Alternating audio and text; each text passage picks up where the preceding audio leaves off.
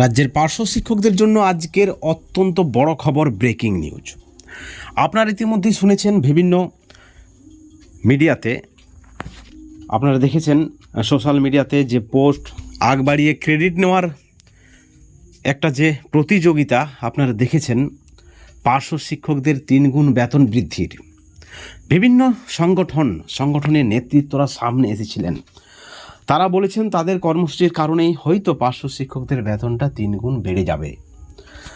অনেকেই বলছিলেন সুপ্রিম কোর্টের সুপ্রিম রায়ে 26,000 শিক্ষাকর্মীর চাকরি বাতিলের পর সেই সকল চাকরিহারাদের বিকল্প নিয়োগের জন্য পার্শ্ব শিক্ষকদের বেতন বৃদ্ধির একটা সম্ভাবনা রয়েছে। বিভিন্ন টপ লিডিং মিডিয়া থেকে শুরু করে, বিভিন্ন পত্রিকা থেকে শুরু করে, বিভিন্ন ইউটিউব চ্যানেল থেকে শুরু করে সোশ্যাল মিডিয়াতে আপনারা দেখে থাকবেন সেই পোস্ট, পার্শ্ব শিক্ষকদের 3 গুণ বেতন বৃদ্ধি। কিন্তু প্রশ্ন হচ্ছে যে সুপ্রিম কোর্টের যে নির্দেশ, পরবর্তী সময়ে আপনারা দেখেছেন যে যারা অযোগ্য চিহ্নিতকরণ নয়, যারা যোগ্য তারা স্কুলে যাবেন 31শে ডিসেম্বর পর্যন্ত, এবং 31শে ডিসেম্বর পর্যন্ত তারা বেতন পাবেন। রাজ্য সরকারের সাময়িক স্বস্তি, চাকরি হারারও বলছেন 6 মাসের চাকরি তারা পেয়েছেন, এবং তার পরবর্তী সময়ে কি হবে সেটা সুপ্রিম কোর্ট জানে।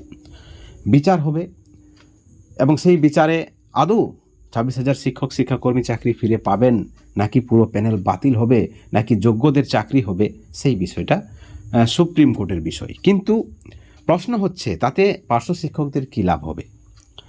একটা যে জল্পনা, একটা যে গুঞ্জন শোনা যাচ্ছিল যে অর্থ দপ্তরে ফাইল রয়েছে, নবান্ন থেকে অর্থ দপ্তরে পার্শ্ব শিক্ষকদের 3 গুণ বেতন বৃদ্ধির ফাইল পাঠানো হয়েছে। এই খবরের বাস্তবতা কি? বন্ধুগণ, আপনাদেরকে জানিয়ে রাখি, এই খবরের বাস্তবতা রয়েছে, ফাইল রয়েছে অর্থ দপ্তরে। এখন প্রশ্ন হচ্ছে অর্থ দপ্তরের মঞ্জুরি পাওয়া যাচ্ছে কি না। সেখানে বেশ কিছু জটিলতা রয়েছে, আইন বাধা হয়েছে, এবং সেখানে সব থেকে যেটা বড় ম্যাটার করবে, বড় বিষয় যেটা হচ্ছে সেটা হচ্ছে সরকারের সদিচ্ছা। কারণ সরকারের কাছে plan A, plan B, plan C, plan D এবং প্ল্যান ই রয়েছে। আপনারা দেখেছেন মুখ্যমন্ত্রীর সেই সভা নেতাজি ইন্ডোরে চাকরি হারাদের নিয়ে, সেখানে তিনি 5টি প্ল্যানের কথা বলেছেন, এবং প্ল্যান সি হলো পার্শ্ব শিক্ষকদের 3 গুণ বেতন বৃদ্ধি করে, 3 গুণ বেতন বৃদ্ধি করার পর যারা চাকরি হারিয়েছেন তাদেরকে পার্শ্ব শিক্ষক হিসেবে, চুক্তিভিত্তিক শিক্ষক হিসাবে নিয়োগ করা। বিরোধীদের কটাক্ষ যে 2016 সালের প্যানেলে, শুধু 2016 সালের নয়, এসএসসিতে নয়, প্রাইমারি থেকে শুরু করে আপার প্রাইমারি, অর্থাৎ নিয়োগের ক্ষেত্রে ব্যাপক দুর্নীতি হয়েছে। ভুরি দুর্নীতির অভিযোগ কলকাতা হাইকোর্টে মামলা চলছে। আপনারা জানেন, মোটা টাকার বিনিময়ে চাকরি, সাদা খাতার বিনিময়ে চাকরি, র্যাঙ্কিং জাম করে চাকরি, পরীক্ষা না দিয়ে চাকরি। অর্থাৎ এই সকল চাকরি প্রার্থীরা তৃণমূলের কোনো না কোনো নেতা মন্ত্রী হাত ধরেই তারা চাকরিটা পেয়েছেন, এবং রাজ্য সরকার চাইছে সেই সকল নেতা মন্ত্রীদের বাঁচাতে। এমতো অবস্থায় যদি তারা চাকরি হারায়, তাহলে সেই সকল নেতৃত্বদের ধরবেন, এজেন্টদের ধরবেন, যাদের মাধ্যমে তারা টাকা দিয়েছেন, এবং এই টাকা কোথায় গেছে, এই টাকার ভাগ কার কাছে রয়েছে, 25%, 75%-এর গল্প আপনারা জানেন। এখানেই একটা সম্ভাবনা থাকছে যে চাকরি হারাদের বাঁচানোর জন্য সর্বতভাবে চেষ্টা করা হবে বা হচ্ছে রাজ্য সরকারের পক্ষ থেকে। এবং সেখানেই প্ল্যান সি উঠে এসেছিল। সেখানে যে প্ল্যান সির যে প্ল্যানিং ছিল সেটা হচ্ছে পার্শ্ব শিক্ষকদের 3 গুণ বেতন বা ভাতা করে পার্শ্ব শিক্ষক হিসেবে চাকরিহারাদের নিয়োগ করা। কিন্তু এখানে 2টি প্রশ্ন কাজ করছে। আদৌ কি এটা সম্ভব? আইনি জটিলতা রয়েছে বন্ধুগণ। তেমন কোনো আইনি জটিলতা নেই, রাজ্য সরকার মনে করলেই তা হবে।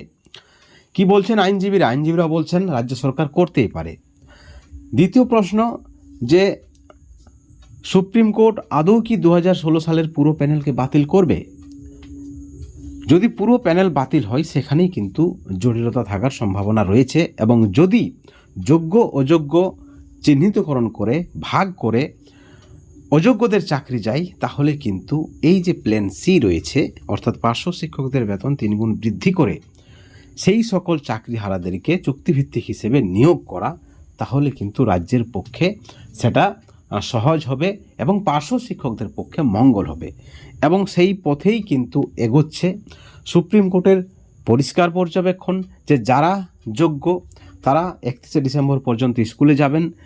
যারা অযোগ্য চিহ্নিতকরণ হয়েছে তারা কিন্তু স্কুলে যাবেন না, অপরন্তু তাদেরকে বেতনও ফেরত দিতে হবে 12% ইন্টারেস্টে। আপনারা সকলে জানেন এটাই হচ্ছে ফ্যাক্ট। এখন প্রশ্ন হচ্ছে, রাজ্য সরকার 31শে ডিসেম্বর পর্যন্ত দেখবেন এবং নিয়োগের ক্ষেত্রে সুপ্রিম কোর্ট পরিষ্কার বার্তা দিয়েছেন নিয়োগ করতে হবে রাজ্য সরকারকে, এবং সেখানে রাজ্য সরকারের সদিচ্ছা, রাজ্য সরকারের প্ল্যানিং ABCDE তার উপর ডিপেন্ড করছে যে আদৌ পার্শ্ব শিক্ষকদের বেতন বা ভাতা 3 গুণ বৃদ্ধি হবে কিনা। যদিও বিভিন্ন সরকারপন্থী সংগঠনের নেতৃত্বরা ইতিমধ্যে ক্রেডিট নিতে সোশ্যাল মিডিয়াতে প্রতিযোগিতায় নেমেছেন। আপনারা দেখেছেন বিভিন্ন নেতৃত্বদের যে মন্তব্য, তাদের যে পোস্ট, সকলেই বলছেন তাদের জন্যই হচ্ছে, যার জন্যই হোক, সকলে মিলে হোক, সকলের সম্মিলিত প্রচেষ্টায় হোক, কিন্তু পার্শ্ব শিক্ষকদের বঞ্চনার অবসান হোক। পার্শ্ব শিক্ষকরাও কিন্তু গুটিয়ে বসে নেই, তারাও কিন্তু কর্মসূচির ডাক দিয়েছে। আপনারা দেখেছেন কর্মবিরতির ডাক এপ্রিল মাসেই, এবং সেটা কতখানি ইফেক্ট ফেলছে রাজ্য সরকারের প্ল্যানিংয়ের ক্ষেত্রে, বা সেটা বাধা হয়ে দাঁড়াবে কিনা, সেটা কিন্তু পরবর্তী সময়ে বোঝা যাবে। সরকারপন্থী সংগঠনের নেতৃত্বরা বলছেন তাদেরকে আরও কিছুটা দিন সময় দিতে হবে। আপনারা দেখেছেন শিক্ষামন্ত্রী ব্রাত্য বসুর সঙ্গে মাননীয় রমিউল ইসলাম সহ যে নতুন কমিটি, সর্বশিক্ষা মিশনের যে নতুন কমিটি, সেই কমিটির গুরুত্বপূর্ণ বৈঠক। তারপরেই রমিউল ইসলাম, আপনারা দেখেছেন স্বভাবত তিনি কোনো ধরনের কোনো বাইট দেয়নি ইউটিউব চ্যানেল বা সংবাদ মাধ্যমে, তিনি কিন্তু প্রকাশ্যে এসেছেন, সরাসরি বাইট দিয়েছেন। শিক্ষামন্ত্রী পজিটিভ আশ্বাস দিয়েছেন এবং শিক্ষামন্ত্রী চেয়েছেন আরও কিছুটা দিন সময় যাক। অবশ্যই পার্শ্ব শিক্ষকদের বেতনের বিষয়ে রাজ্য সরকারের ভাবনা চিন্তা রয়েছে, কিন্তু চাকরি বাতিল হওয়ার পর এই সম্ভাবনাটা অনেকটাই বৃদ্ধি পেয়েছে। এখন দেখার বিষয় যে সব কিছু কোন পথে যাচ্ছে। সুপ্রিম কোর্টের পর্যবেক্ষণ কি থাকছে, SSCর পুরো প্যানেলের উপর বাতিল, যোগ্য অযোগ্য সব কিছুর উপর ডিপেন্ড করছে পার্শ্ব শিক্ষকদের এই প্ল্যান সি আসলে কার্যকর হবে নাকি হবে না। ঠিক অপরদিকে আমরা যখন সরকারপন্থী সংগঠনের নেতৃত্বদের সঙ্গে কথা বলি, তখন তারা বলছেন সব কিছু ঠিকঠাক রয়েছে, হয়তো 31শে ডিসেম্বরের মধ্যেই পার্শ্ব শিক্ষকদের বেতন বৃদ্ধির ঘোষণা হতে পারে। সব থেকে বড় খবর এবং আজকের ব্রেকিং নিউজ। বন্ধুগণ, আপনাদের কি মনে হয় যে 31শে ডিসেম্বরের মধ্যে রাজ্য সরকার পার্শ্ব শিক্ষকদের জন্য চিন্তা ভাবনা করবেন, তাদের বেতন বা ভাতা বৃদ্ধি করবে, নাকি সবটাই ললিপপ, সবটাই ঢপ? 2026 বিধানসভা নির্বাচনকে মাথায় রেখে সবটাই গুজব বা জল্পনা? কি মনে হয় আপনাদের? অবশ্যই চ্যানেলের কমেন্ট সেকশনে কমেন্ট করে জানাবেন। সকলেই ভালো থাকবেন, সুস্থ থাকবেন। Thank you so much.